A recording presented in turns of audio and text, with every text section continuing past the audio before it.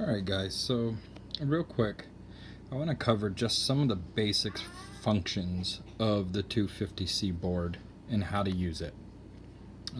So we have your home screen, your lock screen. They're all going to look a lot different, but essentially all function the same. So most devices are set up for a 5-click to unlock. From there, your top profile up here is going to be unlocked or controlled, for that matter, by your center button. That's your menu button. So you hit that, it highlights it. You can scroll through from watt to watt boost. In watts mode, boost is available. You just have to manually turn it on. So if that's the case, we're going to lock that so we can scroll. There's our wattage, our resistance, obviously our date and time, but you're going to scroll down to settings. In settings, you're going to go into atomizer. And again, this is very similar to a factory device, just a little cooler. Under atomizer, you can go down to your resistance and this thing that says measure. If your resistance is bouncing around, you can click your menu button again down here, and it'll remeasure your resistance. Temp, obviously we're not in a TC mode, but right here you see boost is on and we're on 6. So we'll scroll back out of here. In here you've got, you know, some information, your puff info, how many puffs you've done, blah blah blah, just all kinds of geeked out information if you want to get geeked out. Diagnostics, which is your battery pack, your board temp.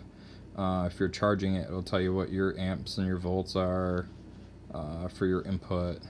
Just more geeked out stuff. System, you can set your brightness. You can go in and set your date and time, about your board, what version it's running. Again, this is just a basic quick breakdown. So we're going to go into watts.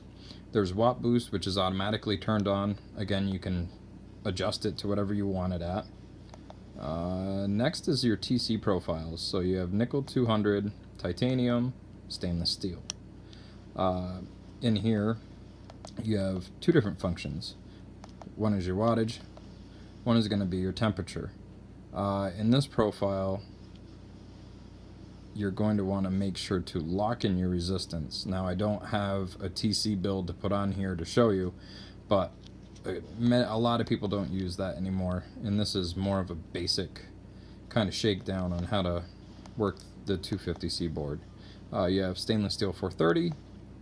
You have replay mode. Replay mode is a lot like TC, but is more user-friendly, based around it's going to replicate the same hit every single time. So we know our resistance was 0.23.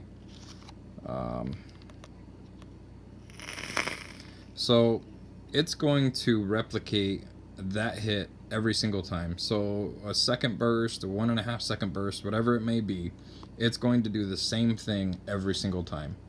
I don't really use replay that much.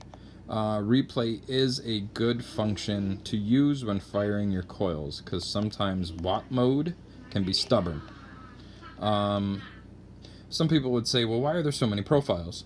I myself will always have a preset profile that I use for breaking in coils.